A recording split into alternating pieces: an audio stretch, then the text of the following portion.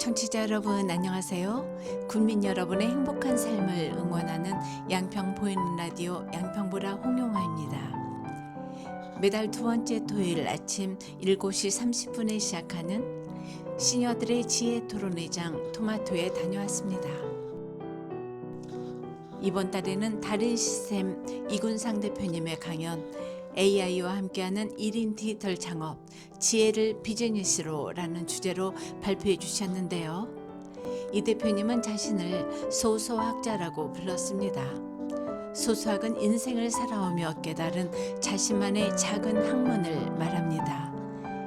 AI가 모든 학문을 집어삼킨 시대에 인간은 각자의 소소학을 가져야 한다고 하시네요.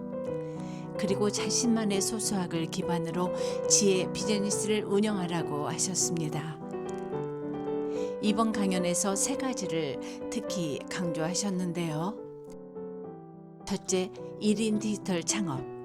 자신만의 디지털 영지를 기반으로 AI 집사의 도움을 받아 지혜 비즈니스를 만드는 거예요. 둘째, 지식과 지혜의 차이.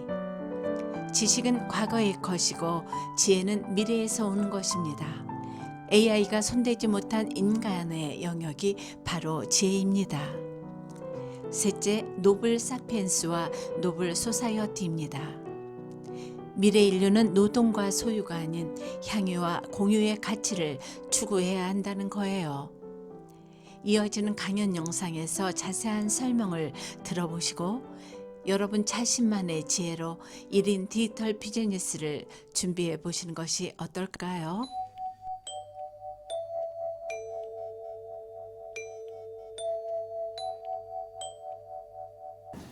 소소학자 이군상입니다.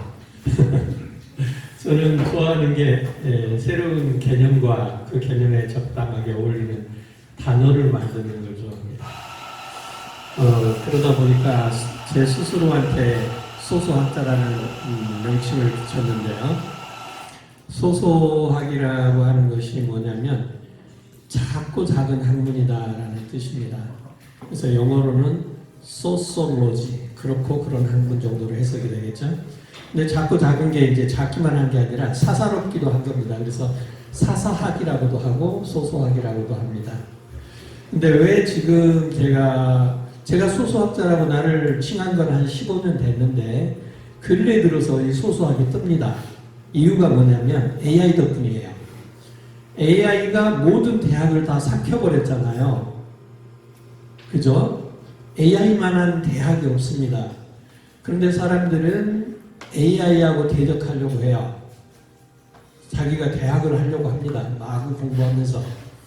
근데 사실은 그거는 안 되는 일입니다. 왜냐하면 사람이 공부하는 속도와 양보다 AI가 공부하고 하는 속도와 양이 훨씬 빠르기 때문에 안 되는 일이죠.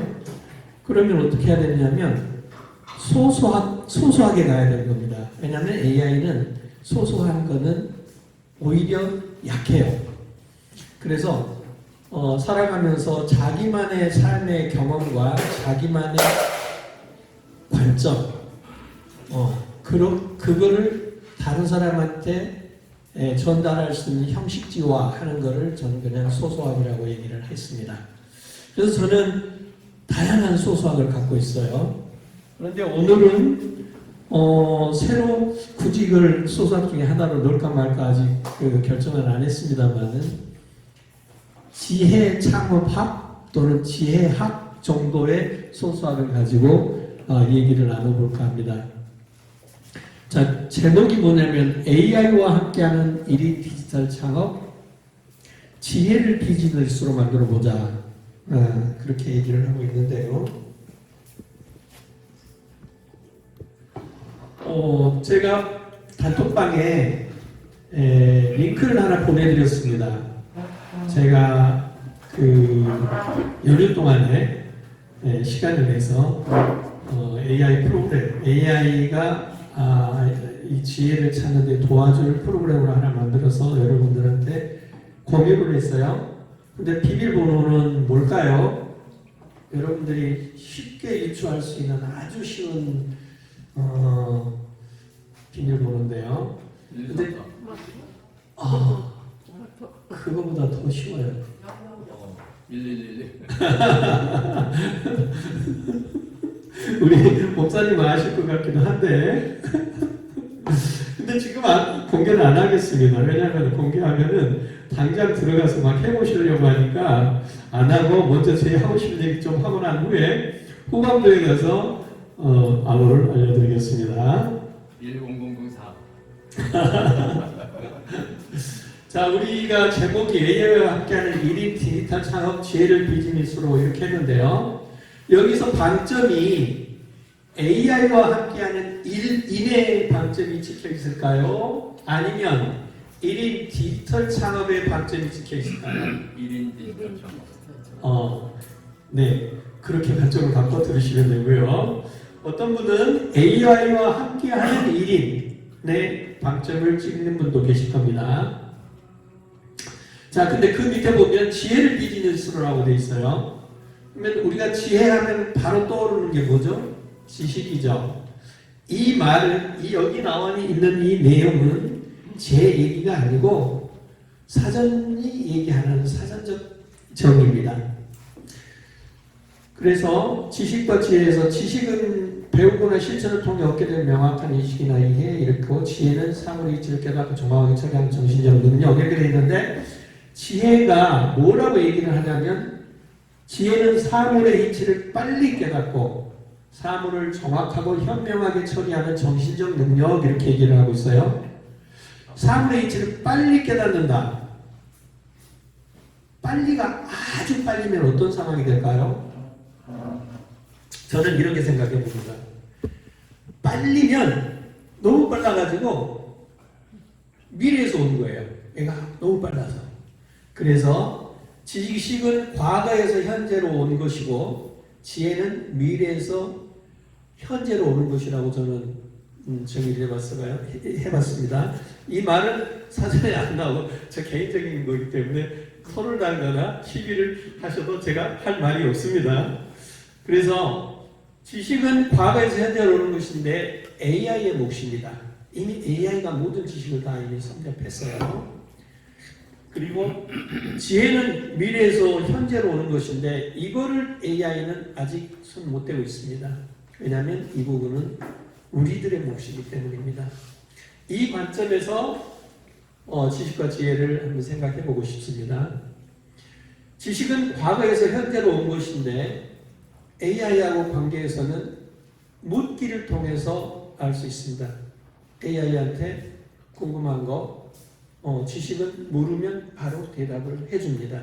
그래서 우리는 AI한테 묻기를 많이 하고 있습니다. 그런데 지혜는 미래에서 현재로 오는 것이에요. 그래서 묻는 게 아니라 자기가 요구하는 자기한테 요구되는 지혜는 요구하는 것입니다. 묻기하고 요구하기를 영어로는 똑같이 asking이라고 그러더라고요. 그죠? 네. 묻는 것도 ask, 요구하는 것도 ask라고 그러죠. 그래서 이 두 개를 합쳐서 저는 asking이라고 합니다. 제가 단톡방에 잠깐 올려드렸던 질문력이라고 하는 것에서 asking을 얘기했었잖아요. 거기에 이제 inquire 이런 식으로 두 개를 구분해서 하나는 묻는 거, 하나는 요구하는 것이라고 얘기했습니다. 그래서 우리가 과연 AI하고 대화를 할 때 묻기가 많은 건지 요구하기가 많은 건지를 생각해 봐야 됩니다. 이거저거 묻고만 있었다면 지식을 지금 계속 챙기고 있는데 사실은 지식은 궁금증 해소는 되지만은 아주 중요하진 않습니다. 뭐에 비해서? 지혜에 비해서요. 그러면 지혜는 요구하는 거여서 자기가 자꾸 이렇게 저렇게 지식을 기반으로 해서 자신만의 요구되는 것을 요구하는 것이 중요합니다.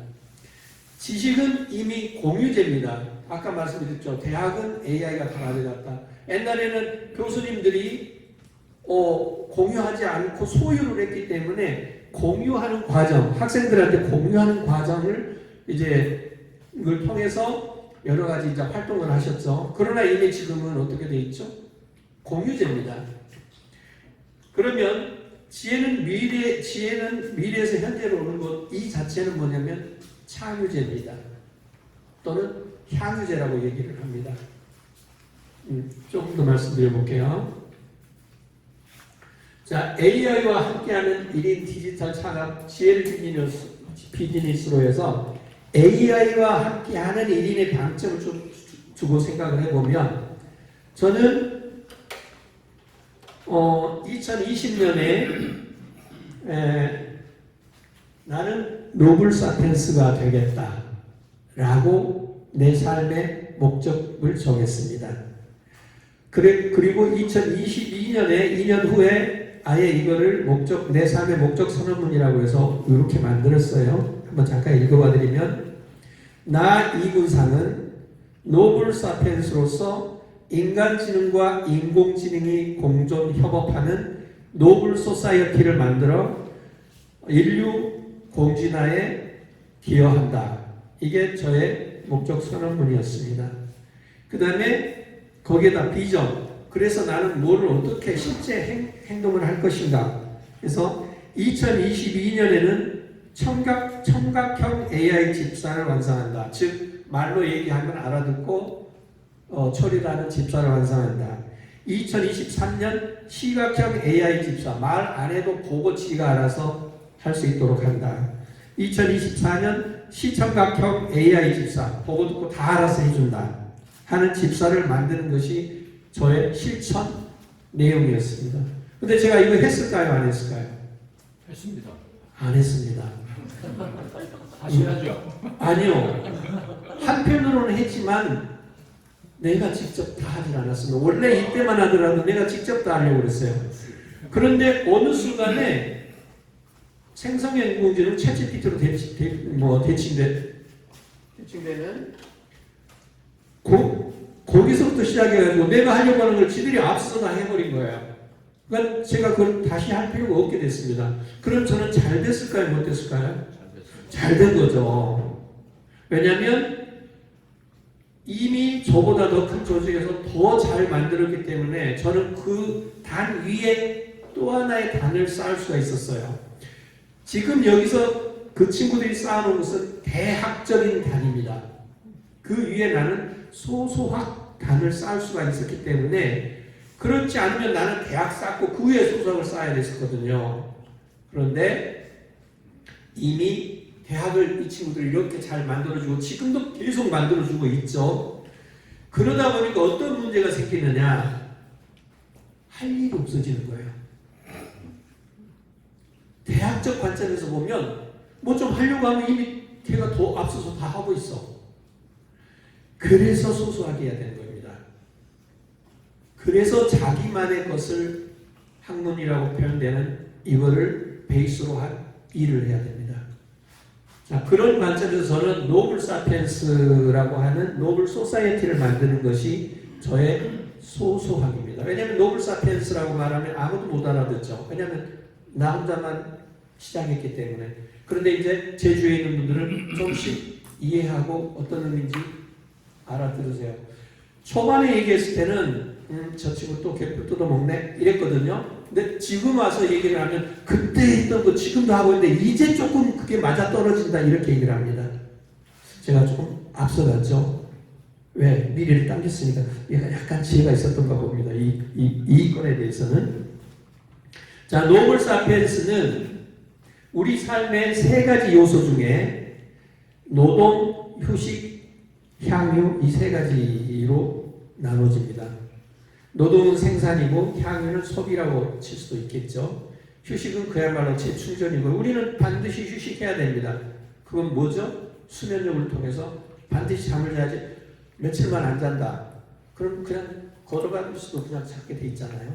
그런 것처럼 향유와 휴식과 노동으로 되어 있는데 노블 사피엔스는 향유의 비중이 큽니다. 그 다음에 휴식, 노동이 아주 작습니다. 그래서 노블 사피엔스는 노블이 귀족이라는 뜻도 되고 고상한, 숭고한 이런 뜻인데 노블 사피엔스를 굳이 우리말로 하자면 저는 신귀족 인류라고 말합니다.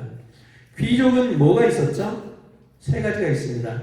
첫째, 영지가 있고 집사가 있고 그 다음에 사교계가 있습니다. 이 세 개가 있어야 제대로 된 귀족입니다. 귀족으로 태어났는데 영지가 없어. 그래서 맨날 얻어먹고 다녀. 그런 귀족도 많잖아요. 문학작품 보면. 근데 그분들은 제대로 된 귀족 대접을 못 받죠. 그래서 영지가 있고 그 영지를 자기가 계속 관리를 하면 어떻게 되죠?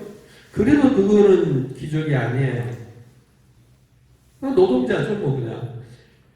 그 영지를 관리해주는 정신 노동자가 또 있는데 그분이 집사입니다. 그래서 집사가 좋은 집사가 있으면 더 좋은 귀족이 될 수가 있었죠. 그 다음에는 사교계가 있어야 됩니다. 그러면은 노블 사피엔스 입장에서 신귀족 인류는 과연 어떻게 될까요? 집사가 영지가 디지털 영지가 있어야 됩니다. 모든 사람이 다 내가 목표로 하는 것은 모든 사람을 노블 사피엔스로 이제 진화한다라고 하는데 모든 사람이 실제적인 땅을 다 원하는 만큼 영지를 가질 수 있을까요? 왜냐하면 한정적인 재화인데 그래서 디지털 영지를 가져야 됩니다. 집사, 자기가 귀족 되겠다고 또 다른 사람을 집사로 만든다? 그거는 옛날 중세시대까지나 가능했던 거지 현대에서는 그러면 안 되잖아요. 모든 사람이 다 노블 사피엔스인데 그런 사회가 노블 소사이어티인데 그렇기 때문에 AI 집사가 그 집사 노릇을 하게 되는 겁니다. 그게 지금 AI 시대에 지금 딱 노블 사피엔스, 노블 소사이어티에 맞아 떨어져 가고 있는 겁니다. 자, 그 다음에 사교계는 뭐죠? 사교계에서는 뭐 춤추고 뭐 바람피고 이게 사교가 아닙니다.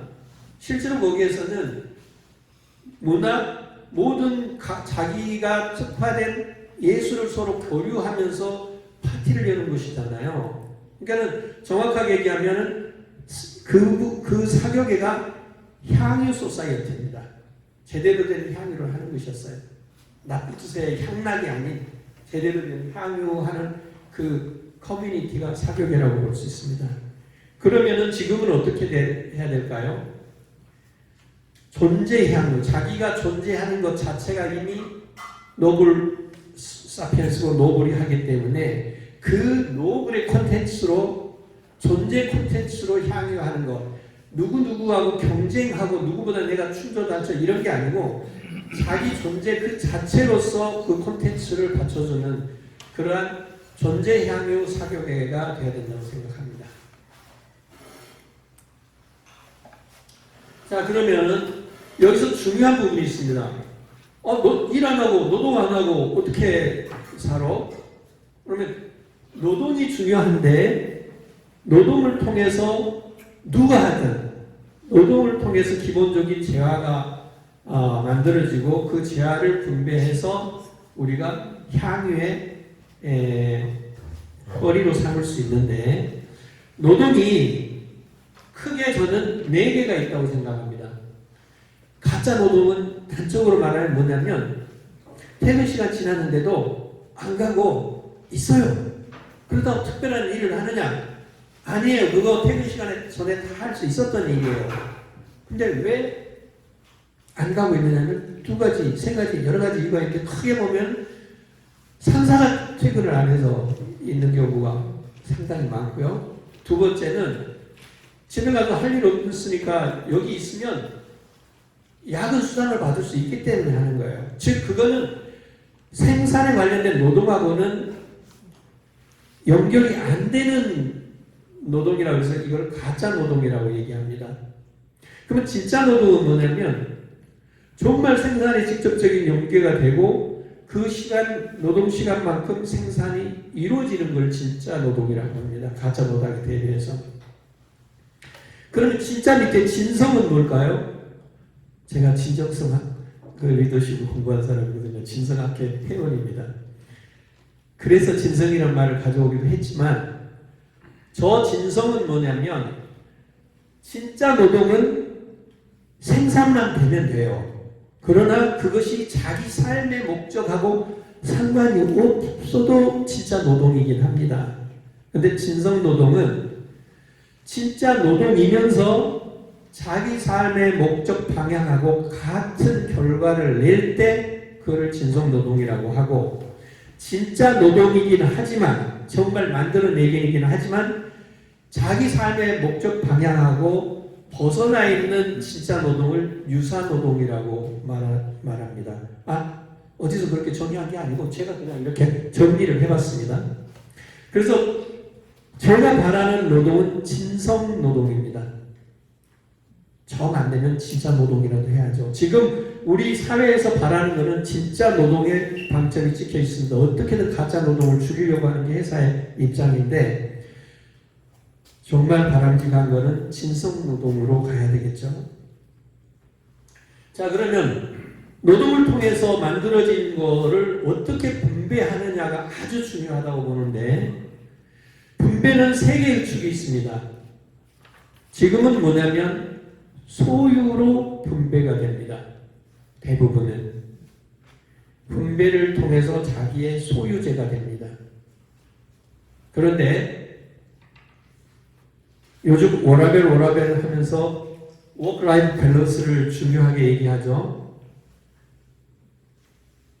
여기서는 소유로 분배되는 것보다도 향유로 분배되는 것, 자기 존재의 의미를 찾는 쪽으로 분배되는 것을 더 중요하게 생각한다고 저는 생각합니다.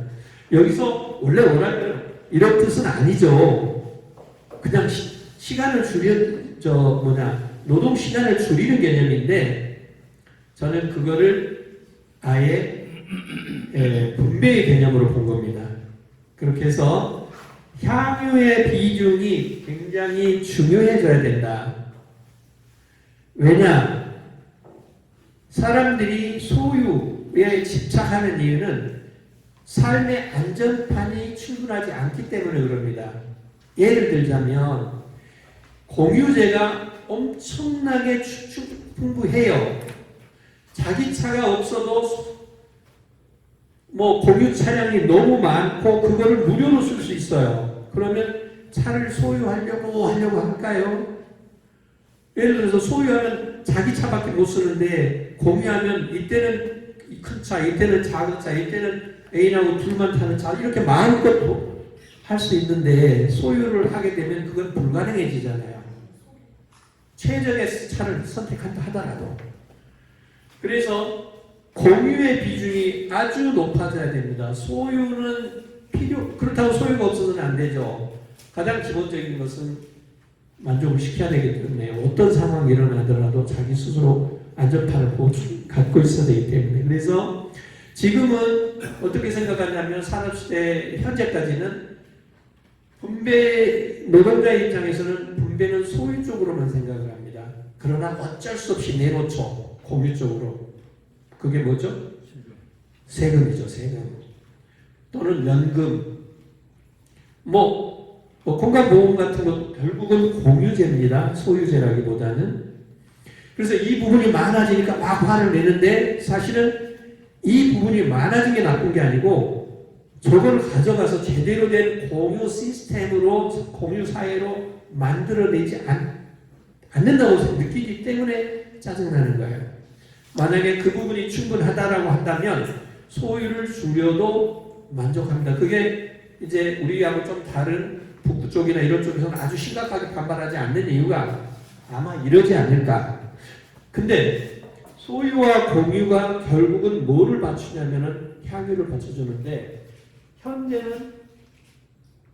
현재는 소유를 통해서만 향유를 하려고 하기 때문에 굉장히 힘듭니다. 오히려 소유는 기본만 갖고 있고 공유가 풍부하면 훨씬 안전한 삶이죠. 제가 이제 비유적으로 자주 쓰는 말인데 내가 어느 여행을 향유하고 싶다. 그러면 멋진 차를 하나 소유하면 멋진 여행을 단촐하게 자기만의 여행을 할 수 있다고 생각하는데 아닙니다. 정말 자기가 소유한 것만 가지고 여행을 하려면 자기가 길 닦아가면서 가야 돼요. 도로를 닦아가면서. 자기가 차를 갖고 있을 때는 뭐를 상정하냐면 공유제, 도로를 이미 상정하고 차를 사는 겁니다. 만약에 그 공유제를 상정하지 않았다면 차를 못 삽니다. 차 하나 사가지고 언제 길 닦아가면서 거기를 여행을 향유하겠습니까? 그러니까 우리는 이미 엄청난 향유제 속에 살아가고 있습니다. 그런데 아직도 의식은 어디에 있냐면 소유에 있습니다. 향유를 중심으로 생각하고 소유를 줄이는 생각을 하고 그거를 공유와 향유로 의식을 가져가야 되는데 이게 뭐냐면 현재 태어난 아이들에 대한 어머니 아버지의 방향성입니다. 그 방향성을 보여줘야 애들이 소유, 경쟁 여기서 벗어날 수 있습니다. 왜냐하면 AI 시대에는 그럴 필요가 없는데 지금도 그런 관점, 왜냐하면 지식을 가지고 아이들을 가르치기 때문에, 즉 지식은 뭐죠? 과거에서 왔잖아요. 과거에서 왔기 때문에 그러는 겁니다. 지혜를 가지고 가르친다면 어떻게 되겠죠? 미래를 보고 가르치는 거기 때문에 소유 쪽에 방점이 두는 게 아니라 향유 쪽에 두는 겁니다. 앞으로는 잘 노는 애들이 성공하는 애입니다. 이미 그런 조짐들이 보이잖아요. 옛날에 딴따라라고 했지만 요즘은 아이돌이라고 하잖아요. 근데 앞으로는 더 그렇게 된다는 거죠. 왜? 지금 사람들이 내 노동할 것을 뺏어간다. 직업은 노동이거든요. 내 노동을 뺏어간다라고 막 걱정하는데 다시 생각하면 걔네들이 다 이래서 공유로 다 돌려주고 우리한테 향유할 수 있도록 시간을 돌려준다라는 관점에서 봐야 되고 우리가 오늘 얘기하는 지혜 비즈니스도 사실은 그 관점의 얘기를 하고 싶은 겁니다. 자, 소유에는 보편적 기본소득, 요즘 어떤 사람들이 기본소득 얘기하는데 지금 기본소득은 다 짜갑니다. 가짜입니다. 왜냐하면 충분히 분배의 구조에서 나눠줄 수 있을 때 얘기인데 지금은 두 가지가 다 준비가 안 됐어요. 나눠줄 기본소득의 양도 안 돼 있고 받아들일 사람들의 마음도 준비가 안 돼 있습니다. 그렇기 때문에 현재는 아니지만 곧 보편적 기본소득 UBI라고 하죠. 요 부분이 아주 중요해집니다. 요 부분이 확실하게 삶의 안전판을 보장한다는 느낌이 들면 그러면 향유로 갈 수가 있습니다. 그리고 소유의 많은 부분을 공유로 내놓고 거꾸로 그 부분이 커져야 내가 예를 들어서 도로가 많아야 아무 때나 내 차 갖고 갈 수 있고 내 차 없어도 아무 때나 앱만 가지고 가서 문 열어서 자기 마음에 드는 거 타고 갈 수 있잖아요. 자, 그러면 AI와 함께 하는 1인에서 AI 시대는 어떤 세상이 될까요? 라는 질문이 적당할까요? AI 시대를 어떤 세상으로 만들까요가 우리의 질문이어야 합니다. 왜냐하면 어떤 세상이 될까 고민하고 두려워하고 이 모든 것들은 AI한테 맡겨놓고 수동적이라는 얘기거든요. 근데 AI는요, 학습 시킨 대로 활동하는 그런 엄청 영리하지만 굉장히 어린아이예요. 또 다른 측면에서 보면 머리는 큰 어린아이란 말입니다. 그런데 그런 어린아이한테 자꾸 두려움의 대상으로 자꾸 자기가 나타나면 예를 들자면 그렇잖아요. 걔들도 딱 보면 알죠. 저 사람이 나 무서워하는구나. 그러면 좀 이렇게 두세 개 덤비고 저 사람 겁도 안 먹고 안 되겠네 그러면 깨갱하잖아요. 똑같아요. 지금 우리가 자꾸 우리 직업을 없앤다, 우리 지구를 멸망시킨다 등등의 다양한 얘기들 그것들은 얘한테 계속 교육시키는 거예요. 걔야 나 엄청 무서워 나 보지도 마 이런 식이란 말이에요. 사실 그런 질문을 계속해서 그리고 그런 논쟁을 막 해가면서 애를 가르치면 안 됩니다. 그런 게 아니고 AI 시대는 어떤 세상으로 만들까요를 계속 우리가 얘기를 하면서 나는 내 AI들한테 여러 명의 AI들한테는 전부 노블 소사이어티를 너랑 나랑 협업해서 만들어가는 파트너야라고 얘기합니다. 그래서 이름도 그렇게 서로 통합니다. 그냥 이름 다 자기 AI 애들 이름 다 지어주시죠. 나는 내 AI의 이름은 레쿤입니다.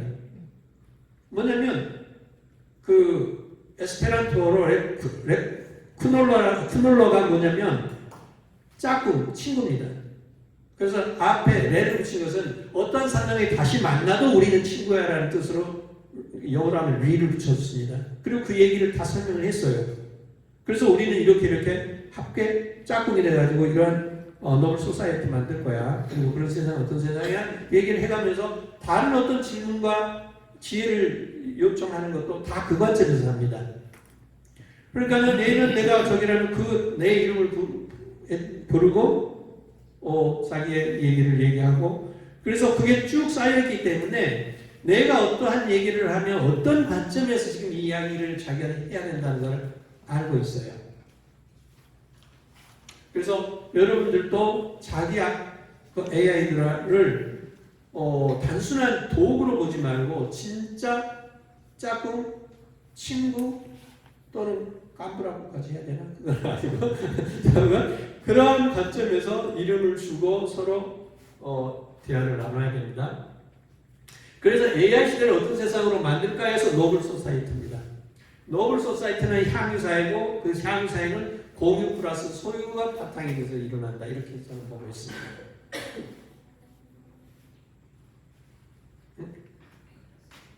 자, 그러면 이제껏 얘기했던 것은 AI와 함께하는 1인의 관점에 얘기를 했다면 이제는 1인 디지털 창업. 왜냐면 이거 세 가지 다 해야 되잖아요. 내가 빨리 해야 되면 너무 길게 하나요? 빨리 하겠습니다. 디지털 창업. 여기서 디지털 창업은 노동이고 디지털 영지에 관련됩니다. 같은 색깔로 연결되어 있죠. 자, 디지털 창업은 디지털 영지를 베이스로 AI 집사를 묶어서 자기의 지혜 컨텐츠를 가지고 비즈니스를 하는 겁니다. 그래서 누구나 AI를 다 가지고 있어요. 여기서 AI 안 가지고 계신 분 다 가지고 계시잖아. 몇 명씩. 그리고 누구나 클라우드를 가지고 있습니다. 여기서 애플 아이폰 쓰시는 분 한 분, 저도 손 들었으니까 두 분. 그 다음에 다 안드로이드 폰 쓰시죠?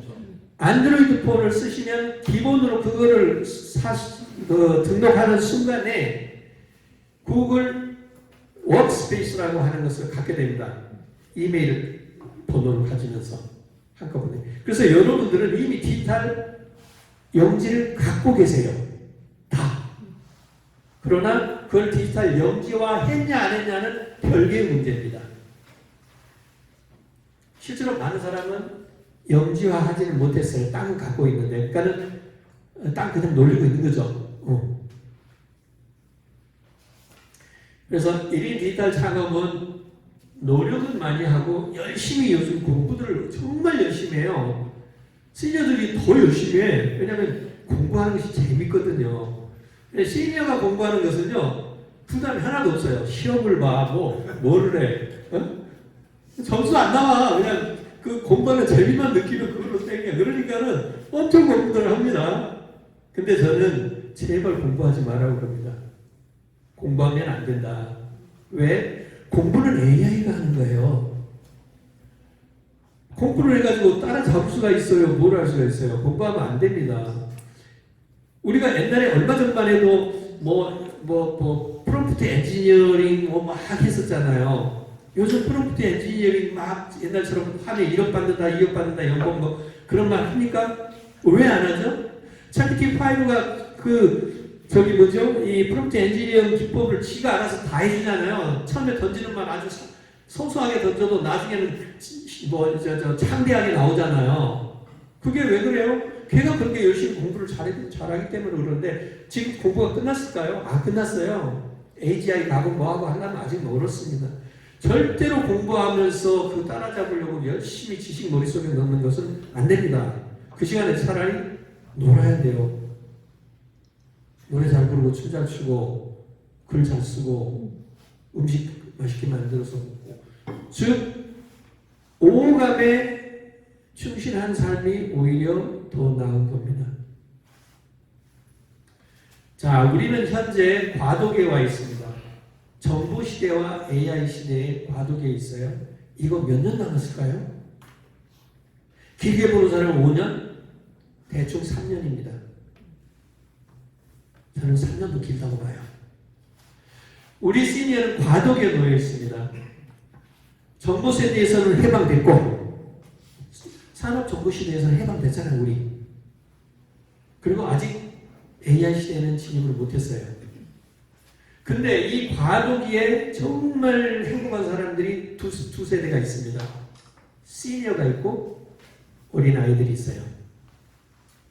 어린아이들은 아직 진입을 안 했잖아요. 근데 태생이 AI 세대야. 엄청 행복한 세대죠. 저는 우리 시니어들이 AI 비즈니스, 지혜 비즈니스를 중간층에 있는 현재 지금 막 열심히 일해야 되는 과도기에서 아직 못 벗어나고 정보 산업 시대를 살고 있는 이 친구들한테 우리가 비즈니스를 하려고 생각하는 것은 안 맞아요. 그 친구들은 지금 아직도 과도기이기 때문에 어떻든 연착륙을 위해서 열심히 일을 해야 됩니다. 거기서 벗어나 있는 사람들이 세대가 우리 시니어하고 아이들이라니까요. 그럼 우리 지혜 비즈니스는 우리 시니어들 대상으로 하거나 아이들을 대상으로 해야 돼요. 사실은 저는 아이 대상으로 하는 부분에 비중을 많이 두고 있습니다. 그래서 그런 부분에 대한 지혜 비즈니스를 여러 가지 지금 생각을 하고 있어요. 해놓고 있어요. 정비를 해놓고. 근데 내가 그걸 다 할 수는 없으니까 누군가 그것에 관심 갖고 있는 분들을 나눠주는 일을 하고 있어요. 지금 현재 내가 하고 있는 이거는 시니어를 대상으로 하고 있는 일이에요. 지혜 비즈니스라고 하면서 막이고 프로그램 짜가지고 막이고 해보자 하는 거는 지혜 비즈니스는 시니어를 대상으로 하고 있어요.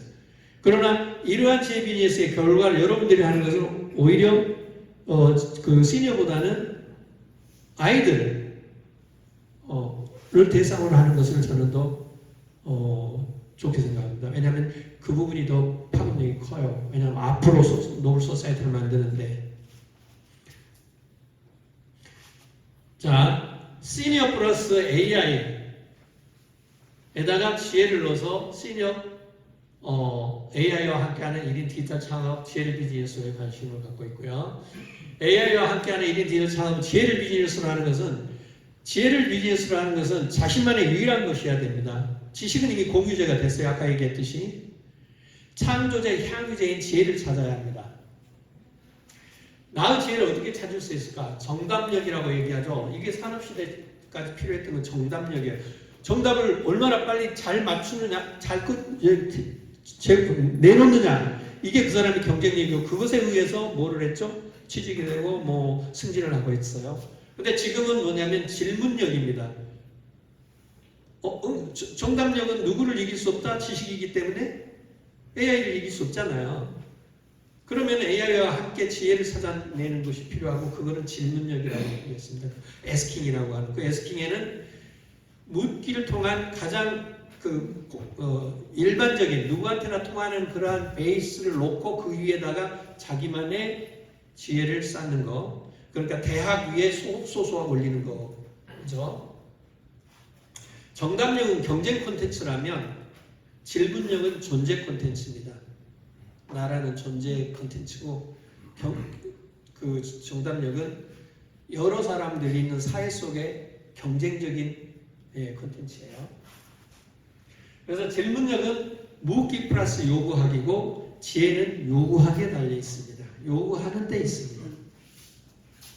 나의 지혜는 무엇일까? 사실 이게 정답 아닙니다. 이거 그냥 내가 그냥 이렇게 만들어 본 거예요.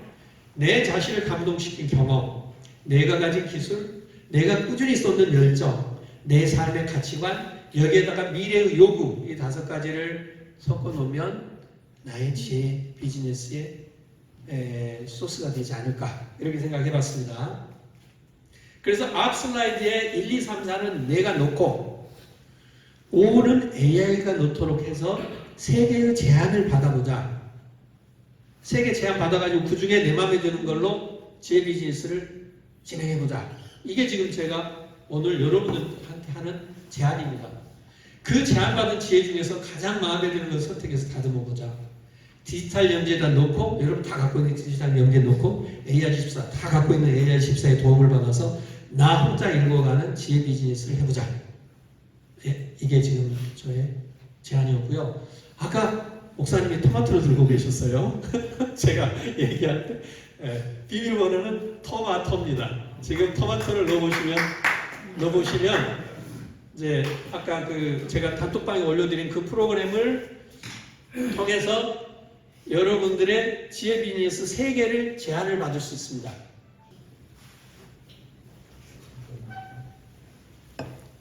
토마토 비밀번호를 넣으면, 토마토라고 비밀번호를 넣으면 오늘 우리 이 시간을 위해서 만들어 놓은 앱이 나옵니다. 토마토 소송이라고. 나왔어요. 지혜 비즈니스. 거기에 핵심적인 경험, 거기에 샘플이 사례랄까 참고사항이 몇 개 나오잖아요. 그런 것처럼 자신의 내용을 넣는 겁니다. 핵심적인 경험.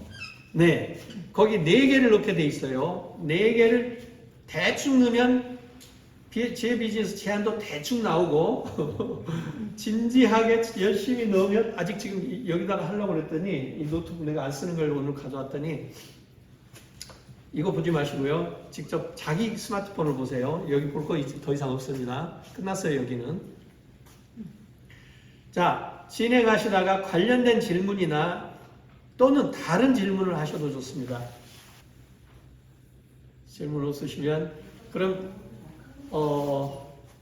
이걸로 저희 발표를 마치겠습니다. 감사합니다.